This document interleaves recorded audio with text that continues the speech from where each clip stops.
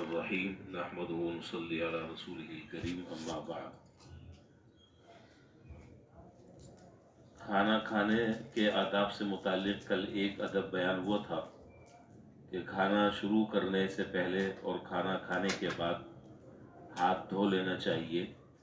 اس عمل سے یہ عمل سنت ہے اور اس عمل سے بے شمار فائدے انسان کو حاصل ہوتے ہیں۔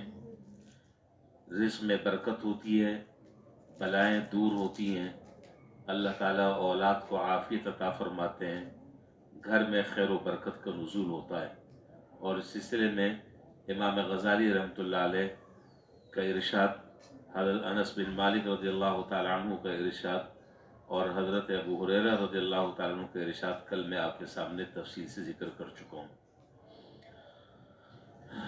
آگے دوسرا ادب بیان فرمایا کہ دسترخوان بچھا کر کھانا کھانا چاہیے، یہ سنت طریقہ ہے۔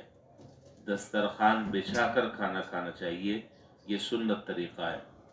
اسی طرح جوتے یہ چپل اتار کر کھانا کھانا چاہیے۔ جوتے یہ چپل پہن کر کھانا کھانا یہ سنت کے خلاف ہے، اور حدیث میں اس کی وجہ بیان فرمائی کہ جب تم جوتے اتار کر کھانا کھاؤ گے تو تمہارے جسم کو راحت پہنچے گی، آدمی سکون محسوس کرتا ہے، آرام محسوس کرتا ہے۔ تواضع سے کھانا اور انکساری والی نشست اختیار کرنا، تواضع سے کھانا اور انکساری والی نشست اختیار کرنا، یعنی کھانا کھاتے وقت ایسی ہیئت اختیار نہیں کرنی چاہیے کہ جس سے یہ اندازہ ہو کہ اس آدمی کو ضرورت ہی نہیں ہے کھانے کی۔ تکبرانہ انداز، متکبرانہ انداز، ٹیک لگا کر کھانا، یا ایسی ہیئت اختیار کرنا کہ جس میں احتیاج نظر نہ آ رہا ہو، احتیاج نظر نہ آ رہا ہو، آدمی مستغنی نظر آ رہا ہو، یہ اس طرح کی ہیئت اور اس طرح کی وضع اختیار کرنا یہ غیر مناسب ہے، بلکہ اس انداز سے کھانا کھانا چاہیے کہ کھانے کی بھی بے ادبی نہ ہو اور دوسرا دیکھنے والا آدمی یہ سمجھے کہ اس آدمی کو کھانے کی ضرورت ہے، یہ کھانے کا محتاج ہے، کھانے سے مستغنی نہیں ہے۔ یہ ہے طریقہ، تو ایسی ہیئت اختیار کرنی چاہیے۔ اس سلسلے میں احادیث میں 3 مستحب طریقے ہیں جس کو علامہ شامی رحمۃ اللہ علیہ نے فتاوی شامی میں ذکر کیا ہے۔ ایک تو اکڑوں بیٹھ کر کھانا، یعنی آدمی جو ہے وہ سرین پر بیٹھے اور گھٹنوں کو کھڑا رکھے، یہ پہلا درجہ ہے۔ دوسرا درجہ ہے 2 زانو ہو کر بیٹھنا، جیسے ہم قاعدے میں بیٹھتے ہیں، اتحیات میں جیسے ہم بیٹھتے ہیں، دوسری نشست یہ ہے۔ اور تیسری ہیئت یہ ہے کہ بایاں پاؤں نیچے موڑ کر دایاں پاؤں کھڑا رکھ کر بیٹھے۔ ان تینوں کی تینوں ہیئت میں تواضع ہے، انکساری ہے، عاجزی ہے۔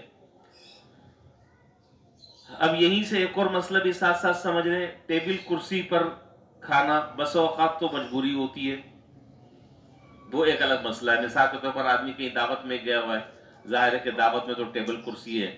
اب اس صورتحال میں اگر ایک آدمی نیچے زمین پر بیٹھ کر کھانے لگے کہ جی سنت طریقہ تو یہی ہے، تو یہ طریقہ مناسب نہیں ہے۔ تو جہاں اس طرح کا عمومی ماحول ہو وہاں تو اس میں کوئی کراہت نہیں ہے، جائز ہے۔ البتہ اپنے اختیار سے آدمی گھر میں ٹیبل کرسی کا اہتمام کرے تو یہ طریقہ سنت کے قریب نہیں ہے۔ سنت کے قریب ترین طریقہ جو ہے وہ زمین پر بیٹھ کر کھانا کھا رہا ہے۔ سنت کا طریقہ یہ ہے کہ آدمی زمین پر بیٹھ کر کھانا کھائے۔ البتہ ایک صورت یہ ہوتی ہے کہ بس اوقات جو کھانا کھانے والے ہوتے ہیں ان کے پاؤں میں بیچاروں کی کوئی تکلیف ہوتی ہے، گھٹنوں میں درد ہوتا ہے، بیٹھ کر نہیں کھا سکتے، گھٹنا موڑنے میں دشواری ہے، تو اس میں کسی قسم کی کوئی کراہت نہیں ہے، آدمی کھا سکتا ہے۔ کھانا کھانے کے شروع میں بسم اللہ وعلی برکت اللہ پڑھنا چاہیے۔ کھانے میں عیب نہیں نکالنا چاہیے۔ اگر کھانا اچھا لگ رہا ہے تو کھا لیں، اور اگر اچھا نہیں لگ رہا چھوڑ دیں، لیکن اس کے اندر کیڑے نکالنا یہ مناسب نہیں ہے۔ چنانچہ روایات میں ہے کہ ما عاب رسول اللہ صلی اللہ علیہ وسلم قط، کہ حضور صلی اللہ علیہ وسلم نے کبھی کھانے میں عیب نہیں نکالا۔ حضور نے کبھی کھانے میں عیب نہیں نکالا، اچھا لگا کھا لیا، نہیں لگا چھوڑ دیا، لیکن کیڑے نکالنا، اس کے اندر جو ہے وہ میخیں نکالنا، یہ پسندیدہ بات نہیں ہے۔ کھانے کو نہ سونگا جائے.